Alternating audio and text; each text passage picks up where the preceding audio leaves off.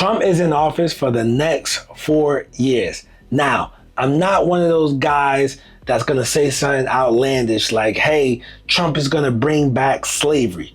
All right, we just did 4 years with the guy not too long ago. So, I don't think we should have to go off the cliff with these theories, what Trump may or may not do. However, I was reading a credible article from CNN that I'm gonna put in the description as well. So this is not some theory that I'm coming up with. Now, does this make the administration bad or great if they do or if they don't? That's up for you to decide. Now, the issue at hand is they have to get the budget under control and they have to do budget cuts. And one of the programs they were looking at doing budget cuts in is the HUD program. All right. Now with that housing program, one of the programs under that is the Section 8, but they are looking at it from a standpoint of what can we cut within HUD. It may not be Section 8, it may be Section 8. It may be affordable housing programs. It may not be affordable housing programs. They may cut something to increase affordable housing, etc. But in the event that they do decide to cut Section 8, man, what does that mean for us as real estate investors who own the properties, right? Are they gonna put programs? Are they gonna make these people go back to work? Are they going to give them a warning? What does that look like? That I do not know or can't tell you what that looks like because we haven't got to that point. But I'm going to tell you to prepare, right? And that's why I'm making this video, just to put you on alert, okay? So this is what I think you should do in the event of this Section 8 crisis if they decide to cut it. You should have an adequate amount of cash put to the side, ideally $5,000 for each door that you own, all right? You want to have in reserves because when that tenant moves out, you want to be able to freshen the place up so that if you got to get a cash tenant, etc.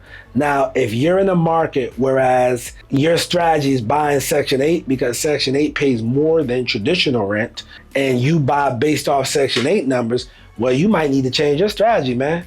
You might need to buy based off the numbers, the market rate numbers and not the Section 8 numbers. Now, for the last probably 8 years or so in Charlotte, cash paying tenants were paying more than what Section 8 would pay. So in the major cities, a lot of people were, leaning that way. However, with Section 8, I know in January, they started to increase their vouchers to market rate and places like, in North Carolina at least, places like Charlotte, Raleigh, Durham, etc., so that their tenants can qualify. But what if that's cut?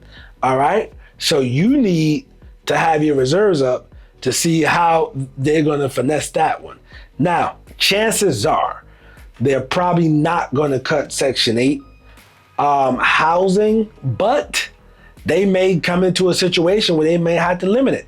So if you are a recipient, you might need to come up with a plan for your life on what you are going to do.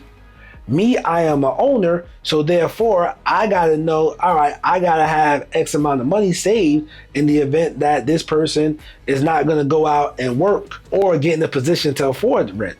I mean, let's be real, like in a lot of these major cities, rent is $2,000 a month, all right? So if rent is $2,000 a month, that means that they need to make $6,000 a month to qualify. So that's $72,000 a year. So if somebody, is on Section 8, right, and they're getting by making $25,000 a year and they got 2 kids and their rent is subsidized through Section 8 or Section 8 is paying all of their rent, that person doesn't have the skills to go out and get a job paying $72,000 a year. So now what does that look like for them? Are they going to get skills and training?